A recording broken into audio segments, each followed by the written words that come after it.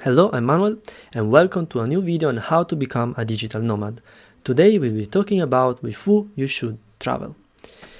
So there are two possible situations. You can travel solo or with someone else. Traveling solo means that you are basically going from point A to B by yourself. If you travel with someone else, it means that you're traveling from point A to point B with someone else. Easy to understand. So, for example, many people think that traveling solo means that you are gonna be alone by you all the time. No, that's not true. You're just gonna go from one point to another by yourself, but then you're gonna meet people in point B. So choosing with who you travel is actually a very important decision because it's gonna really affect what sort of experience and travel you're gonna have. But even though it's an important decision, it's not committing. You can decide at any moment if you want to start traveling by yourself or vice versa. You want to start traveling with someone else. Just by, meeting these cool people and you're like, yeah, I really want to stay more with them. Oh, they're moving in another place. Okay, let's stick with them a little bit more. So you can do that. Now, there is out there the concept that you should feel ashamed that if you want to travel solo, and because you're traveling solo because you couldn't find a friend to travel with. But don't worry about it. Truth is, traveling solo it's a very particular type of experience that a lot of people want and a lot of people want to do, and they're doing it right now. So you'll find a lot of people that are solo traveling out there. Believe me, I was one of them. And yeah.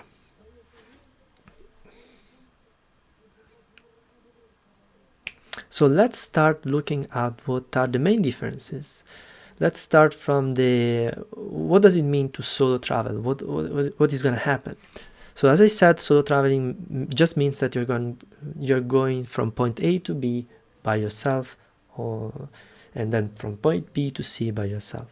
That's it. What is going to happen is that you're going to discover a lot more about yourself.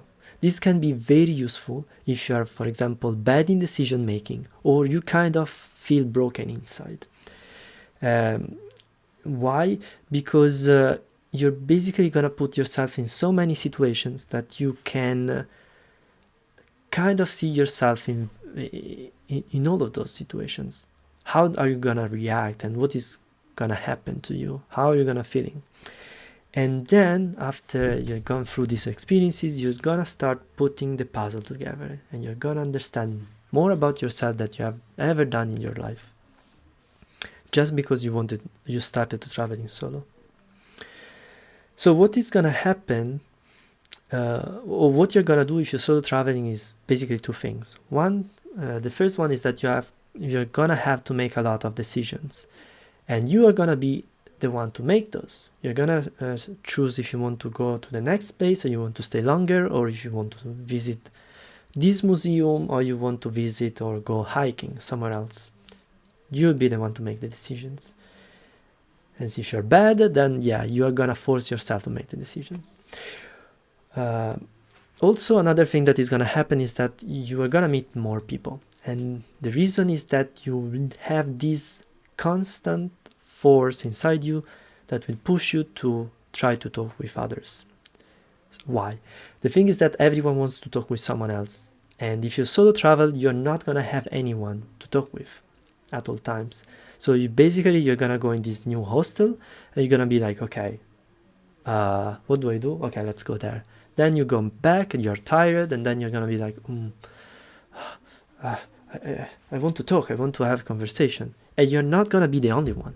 There are many people that are solo travel, and therefore you're just gonna be say, hey, hi, how are you, to a stranger, and the guy gonna be, hey, I'm good, what about you, what did you do today? And this is just the starting point for most of the conversations when in a hostel, things like that. What did you do today? It's all the time. Okay, so these were the main differences or main things when you solo travel. What is gonna happen if you travel with someone else? So in this case, you might be with your boyfriend or girlfriend, or maybe with a friend of yours. So in this case, this is a very different situation, because what you're gonna discover is not really much about yourself, but you're gonna discover more about the relationship that you have with this other person. And why? Because things will happen and you'll see the reaction of this other person, what is going to happen. And this can be positive or negative. So a negative example might be you, for example, you are more active in the day, you always want to visit places, but your friend or your partner is more like day life, and they just want to go clubbing every time, so they don't want to go much. So this might be negative in the sense that you want to have someone to go to with these places with, but maybe you are okay with that, so it's still kind of positive. You still enjoy to have your day by yourself, and then you just share the night with your partner or friend, and obviously you will know all the clubs in the region or in the country. So it really depends on what is your expectation of the relationship to decide if it's positive or negative. So this was sort of negative if you expected to pass most of the time with a friend or your partner. But if it is positive, like you pass a lot of time together and it's great, and you do a lot of cool things together, your relationship will be kind of cemented for life. Every time maybe you're gonna do your own families, maybe you're gonna live very far cities.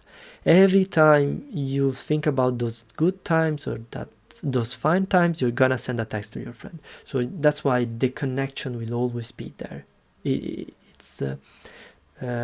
You're gonna share very good moments with this. And unfortunately, it's rare, but it happens. You have these friends that they want to stick with you for some reason, or maybe partners.